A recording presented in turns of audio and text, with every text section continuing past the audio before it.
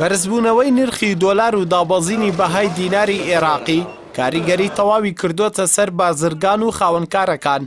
بەشێکی زۆر لە فرۆشیارانیش دەڵێن بەهۆی ناجێگیری بازاڕەوە ناتوانن بە ئاسانی مامەڵەکانیان ئەنجام بدەن.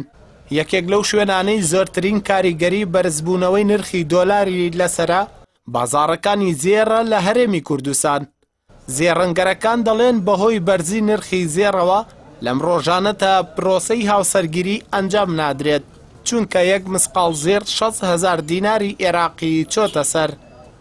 بالتأكيد طبعا يعني استقراري لبازار نهشتو يعني سعر لما ماوكي كما يعني سعر بوشو برز بيتوسد لواتش لمسقال كان زيكي 6,000 شو بيت سري لمسقال كم مسقال عري هجده بحق 300,000 كتوي 300,000 كه بالتأكيد چون درستينا كبرا خوي بو حاضر نكردو مثلا بون لا بون قردم مسقال بري يعني زيكي 6,000 مبلغ براسي والله بالتأكيد أوي كبتماش بلم كاتها بألتون هالبقري جاري أي وستيني الله حتى بازارك استقراري كتير حتى يقدري أبيته يعني بالتأكيد بازاري وستانوه اگر بردام بدر او اشتيك يعني دصلاتي خلقنيه يعني چارنيه يعني بلا قليا بروا بس ويتر حتى رجي خو حتى جي خو يقريتو حتى دولار سعرك اوستيا ايتر بازار توزي شويني پسپۆڕێکی ئابووریش ئاماژە بەوە دەکات بەرزبوونەوەی نرخی دۆلار دەبێتە هۆی بەرزکردنەوەی نرخی کاڵاکان و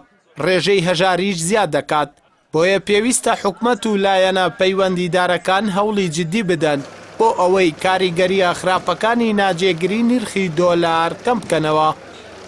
ئەو سیاسەتە ئێستا پەیڕەو دەکرێت بۆ پڕکردنەوەی کورتێنانی بودجەی 2021 عێراق.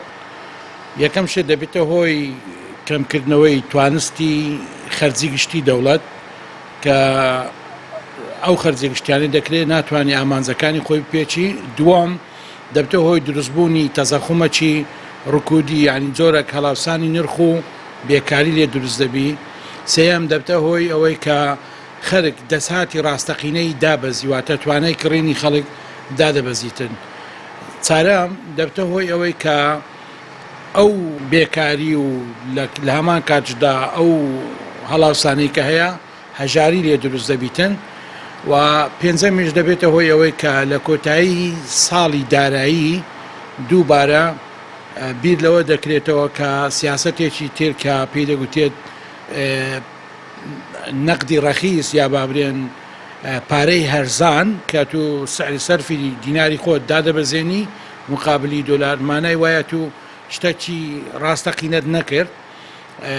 خاڵی تریش ئەوەیە کە ئەو سیاسەتە سەرکەوتونیە لەبەرچێ لەبەروەی ئەگەر ئەو سیاسەتە بە مەبەستی کەمکردنەوەی هێنان بی لە دەرەوە ئامانجی خۆی ناپێچی لەبەروەی زۆربەی بەرهەمەکان لە عێراق و لە کوردستان لە دەرەوە دێ.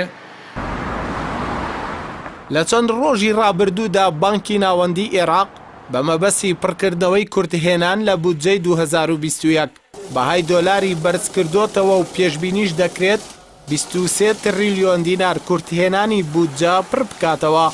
ئەوەش ناڕەزایی فراوانی هاوڵاتیانی شەقامی عێراقی لێکەوتەوە و پێشبینی دەکرێت ببێتە هۆی سەرهەڵدانی قەیرانی کیونێ لە عێراق و هەرێمی کوردستان.